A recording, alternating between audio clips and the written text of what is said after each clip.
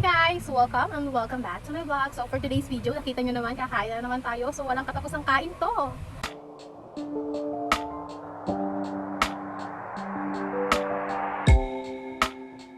So kung may naririnig kayo sa background ko na kumakanta, galing yung pagkain na to doon. Kasi may binyagan slash birthday, first birthday nung anak niya. So this is handa ng aming kapitbahay. So for today ay mag-rate tayo. Is it masarap? Yung kainin is yung kanilang spaghetti. Masyadong maliwanag. Yan.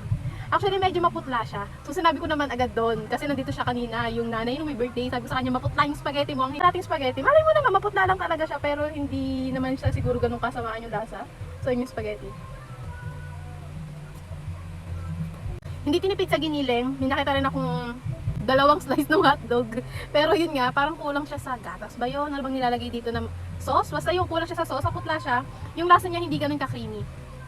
Next, we have here, alam ko anong tawag dito sa ulam na to. So, medyo mantika siya, pero yan siya.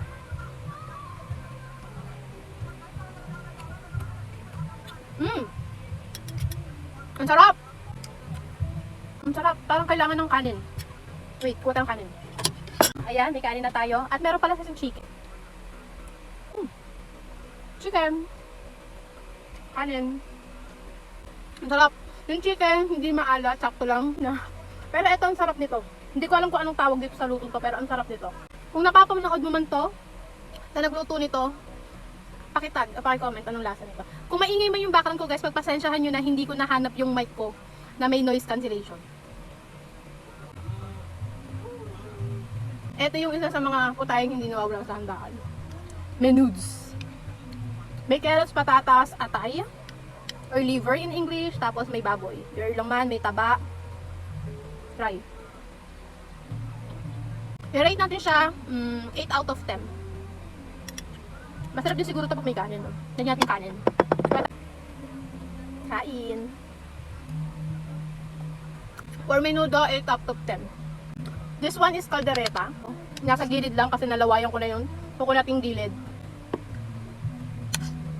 This is caldereta guys.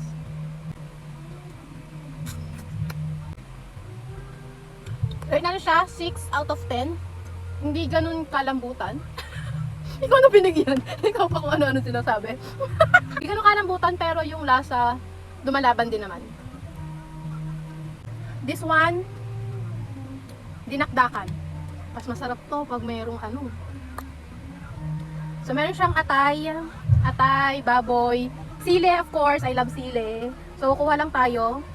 Tapos ilalagay natin doon sa plato natin para at least hindi naman siya